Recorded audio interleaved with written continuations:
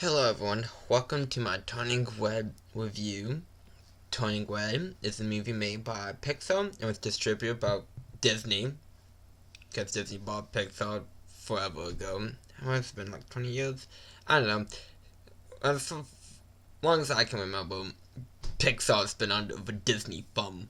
The film was directed by, I do apologize if I butcher any names I'm about to say, but the movie was directed by Dong-E Shin, which this is for her first time directing, and was produced by Lindsay Collins. The screenplay was written by Shin and Julia Chow, and the story is by Shin Chow and Sarah Stretcher. And I would like to go over the voice actors before I go into my review. And I will go over any other role I would know the actors from. Marilyn is played by Rosaline Chang. I was about to say Rosalina. Sorry. It wasn't too long. Well, it's been like a week since I finished Mario Galaxy. I do apologize. Rosalina was about to come out of my mouth. Rosaline Chang plays Marilyn.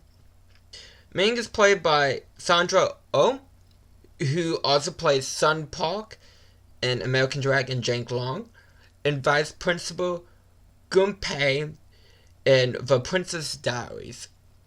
Madram is played by Ava Mose. Abby is played by Helen Park. And Prowler is played by Mai Trey Wam A. Christiana. I know I butchered especially Paul's voice actor's name. I do apologize. But on to the review itself. We are following Maylene, a 14-year-old girl that has the rule of respecting your elders and her family. Maylene's friends are Mara, Pa, and Abby. I hate Abby. I was send Abby somewhere else. I don't know. Anywhere else. Now this is the plan. Get your ass to Mars. She's like the hyperactive character type. You be super cool like Ibuki from Date 1 but 2, or annoying.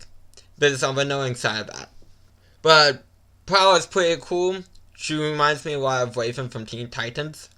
And Meridram seems like more of kind of the best friend archetype, like a Joey William.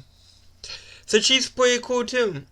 Marilyn's an overachiever in school, getting all of A pluses, 100s and stuff, trying her best to get 100s and all that stuff to show achievement. Which, is overachievement the best word for that? Because I feel like overachievement is working down. Oh, she's an overachiever. But lack of a better term, overachiever. The friends have a crush on a guy named Darren. Besides Maylene, the girl's like a boy band called Full Town. Which, when I heard the name, I saw 5 guys. I'm like, why is it called Full Town? There's 5 of them. The number makes no sense unless it's like, oh, we're for your town. Then I guess that makes sense. I guess it made sense for me, but gut instinct is like, 1, 2, 3, 4, 5. I understand the feeling of gawking over a musician. Maybe a bit obsessive, but who knows. The friends want Marilyn to go karaoke with them, but she can't because it's cleaning day, and every day is cleaning day, so she really doesn't go out with her friends. Marilyn works at a temple with her family, and we see this after Marilyn gives her a Full Town CD, but Marilyn works at her family temple. And her mother, Ming, is an overprotective helicopter parent type. But you do see over the movie she just truly cares about her kid. She's just super overprotective. If there's not enough supers me, I can fit in a sentence to truly describe how overprotective she truly is. The temple honors her, the Lee family, which is the last name of Ming and Marilyn. the Lee family. And the ties to the red panda. We see, see the day-to-day of the Lee family looking at the temple. Miran's worried about what her mother might think of her liking Ford Town. As Ming judges Miran, she's like, oh. First of all, I find it funny that, Ming is like, oh, what? What is it called? Ford Town? It's 5 minutes. Like, I literally had that thought, 5 minutes ago. Maybe I'm getting old for was is reaching old man for was age. Why is it 4 of them but 5? But I just found that hilarious. So I was like, I thought you said. I mean, I also can relate. I had my parents were trying to get me out of Pokemon and Yu-Gi-Oh because it's for kids when I was growing up. But over time they accept. Okay, this is what he likes. Whatever. I understand of parents not understanding passion or and stuff like that, and being scared to tell others, hey, I like what is commonly referred to as joke as a children's card game or whatever. And actually, all of Chaos was the first set, but I came back to after Waging Battle. Yeah, so special place in my heart. Anyways, so I can understand. I have, of course, friends that my parents don't approve of, even today. So, but that's relatable for everyone. I feel like that little exchange. And now Melon has a crutch on a Devon, and she's drawing her and Devon fantasies. And her mother finds the drawings, and her mother is like, "Oh, you did something to my dog." So she hunts Devon down at the dairy market. I believe it was called the dairy market, and it was like, "Yo, I'm getting yelled at you for something you didn't do, and you're being paid minimum wage." And embarrass her dog in front of everyone, even though Melana's like, "Hey, Mom, don't." And she Ming even shows the drawings of Devin and Melan doing kissing, and him as a mermaid, stuff like that. And that, of course, embarrass her dogs. And Melan is just clenching through pain at that point. And Melan is tear up because she feels like, oh, I disappointed my mom because I did something that she disapproves of, those drawings, which I also very much relate to.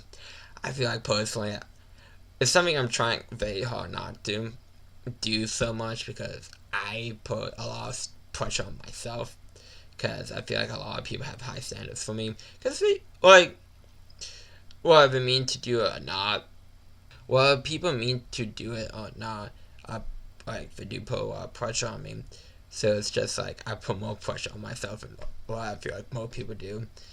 And it's not healthy probably, but it's something I try not to do so much. And I get that feeling of oh my god, I feel like I disappointed them and stuff like that. Moen wakes up as a red panda, as one typically does, and freaks out, naturally so.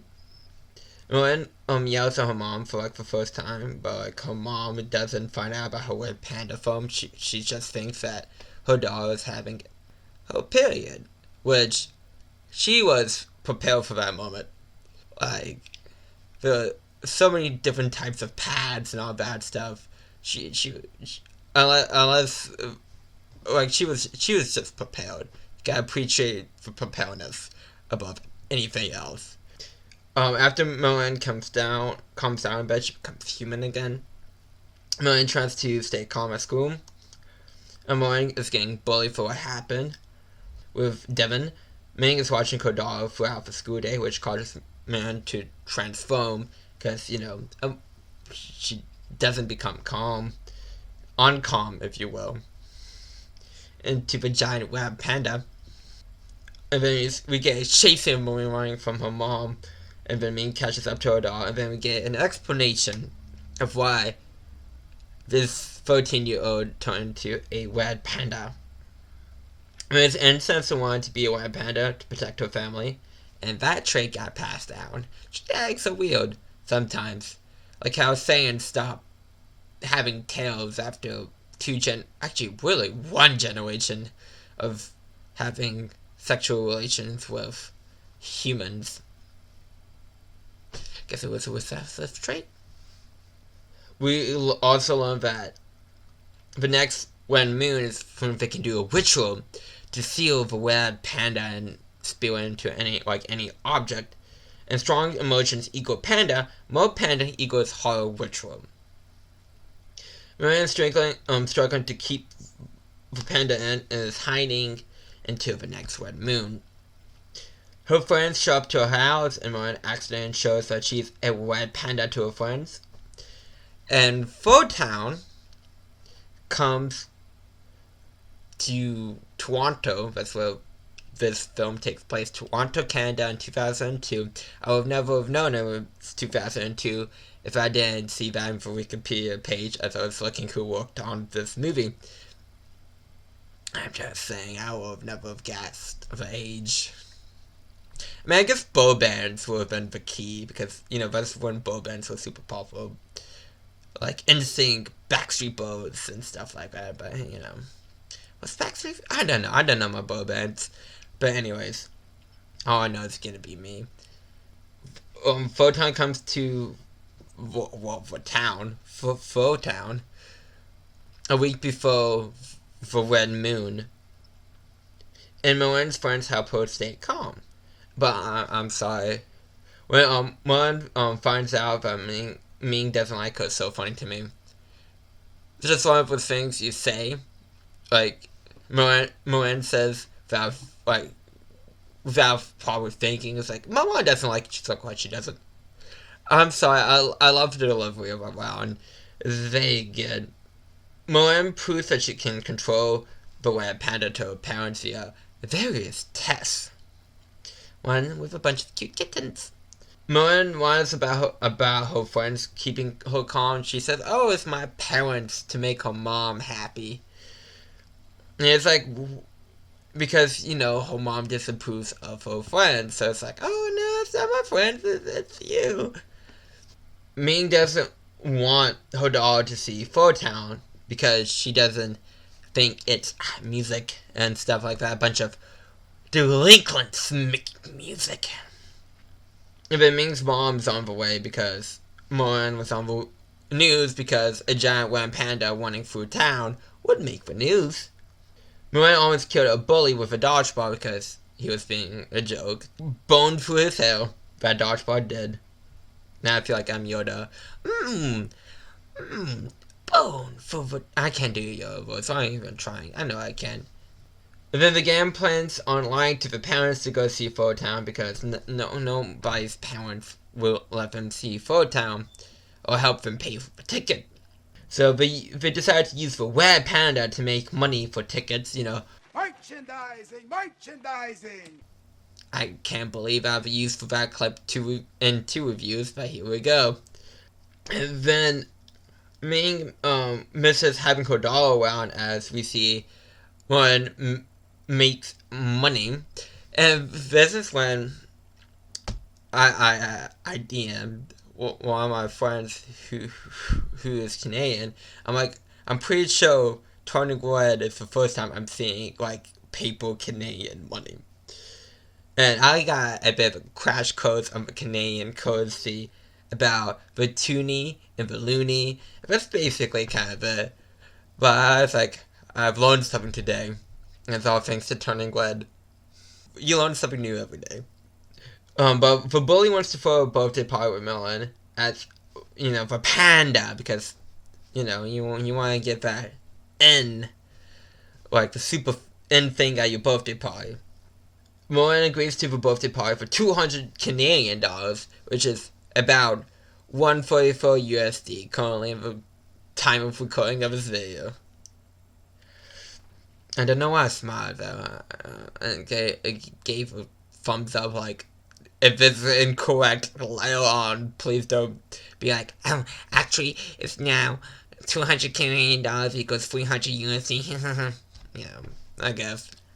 So Mulan tries lying to go to the party, but Ming is like, no, I want to go to your fake Mac club you made up. And Mulan tells her mom that she doesn't want her to come as the fam squad comes in, which is a bunch, which is Mulan's grandma and aunt. They hold Mulan from going to the party, and Mulan's grandma finds her privately by turning into the red panda. She found it like tufts of hair. The red panda ruined the relationship between grandma and Mulan's mom.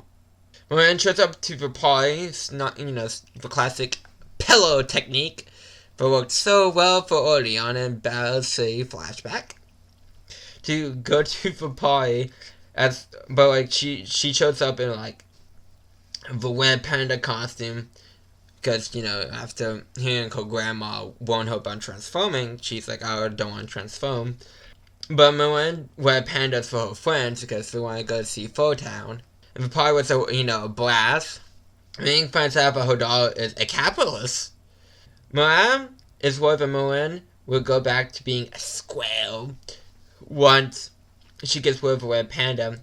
Abby got a day long for the concert, and it'd be the same date as the Red Moons, aka the same day as the ritual.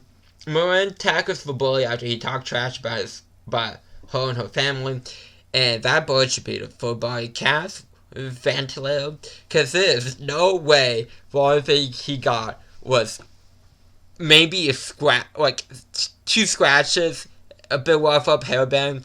Like, speed times, velocity, weight of a red panda jumping off of a rooftop, attacking you, grabbing you probably at a decent amount of strength. There's no way you don't have all the broken bones. I know it's an anime movie. I'm just saying, the man is in a cast.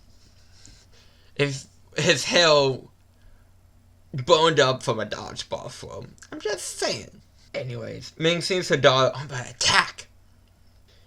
Mulan feels bad for the attack. Ming blames Mulan's friends for using her doll. Mulan is too scared to tell her mom, but she wants to see Pho Town and stick up for her friends. We see the concert starring Mulan's friends going to the concert. And then we see the ritual starring Mulan's dad sees how much fun his daughter is having with her friends because he's found the video camera that we record the fundraising adventure on. And then her dad talks to Mulan, tells her about her mom's from Panda's phone, and tells her not to push down the bad sides of her personality. Mulan doesn't want to let go of the panda, so the ritual fails and she goes to see Pho Town. This causes Ming's red panda to unleash from her necklace thing. Mulan makes up with her friends because gotta do that thing, but I'm glad they didn't focus on it because I hate for her. Well, the breakup makeup stick because it's never really done well. We see Ming has a giant Godzilla red panda phone. You gotta give that kaiju him.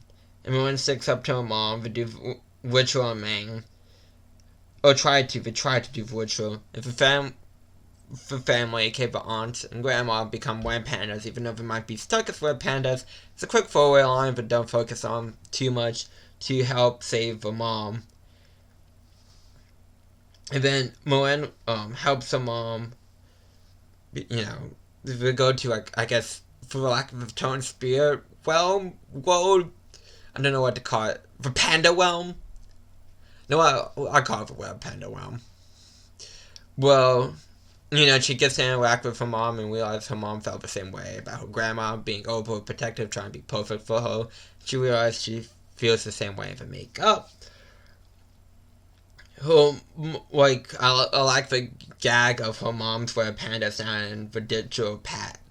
The Tamagotchi that Mulan was carrying around for the whole movie. And then we see the relation between Ming and Mulan is better now.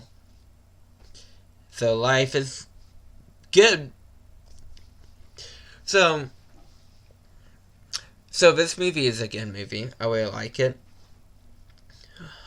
I feel like this is a story relatable to anyone who ever had parents at all, or seen any TV show of any kind, or anything. Like, I feel like this story is very relatable. I feel like some stuff we could focus on more. Like Ming's missing her doll and just want to spend time with her, because maybe focus on that a tiny bit more, maybe give her like 1 or 2 scenes more. Again, I'm glad that they didn't focus too much on the whole breakup makeup thing. And they used the red panda to like represent the messy side of someone's personality, but I feel like they used the red panda to represent people's like messy side, but I feel like they could have done it a bit better, because Merlin does have anger and stuff like that beforehand. It's not like, oh, she didn't. It's just like before she hurt N, she was hurting N as for Panda and stuff like that too. But like, it's okay to get mad, and stuff like that.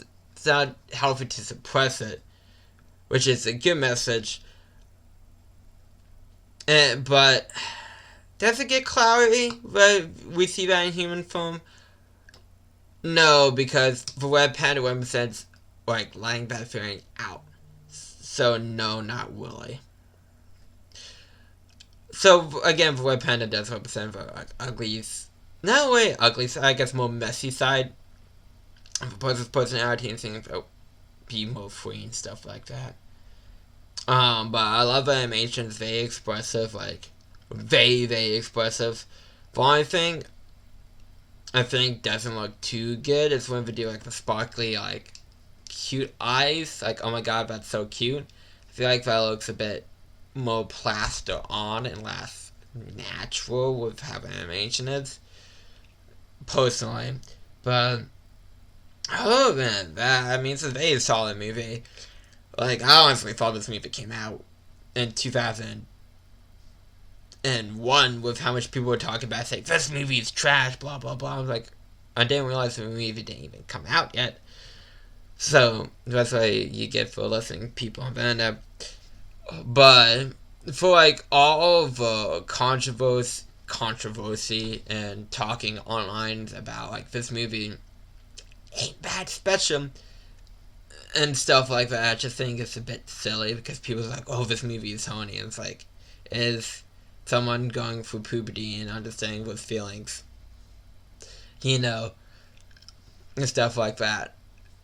I do think Tony Gwed, I was about to say Tony Panda, I mean, in a way, Tony Panda is an accurate description of this movie, but Tony Gwed is a very good movie. I would probably give it an 8 out of 10.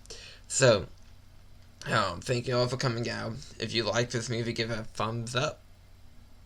Or like for review, give it a thumbs up. But if you dislike the film, give it a thumbs down. And if you feel like it, hit that subscribe button if you want to see more reviews. And I'll see you all next time.